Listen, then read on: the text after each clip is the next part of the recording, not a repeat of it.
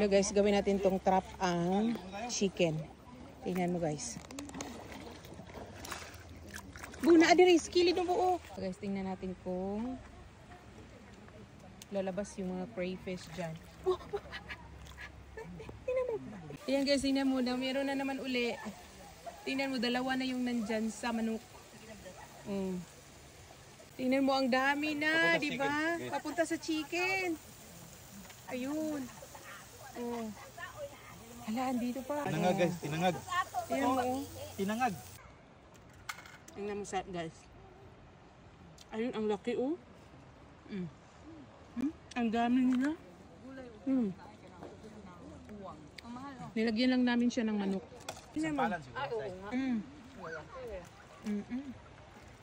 Tingnan mo guys, hinihila niya yung chicken.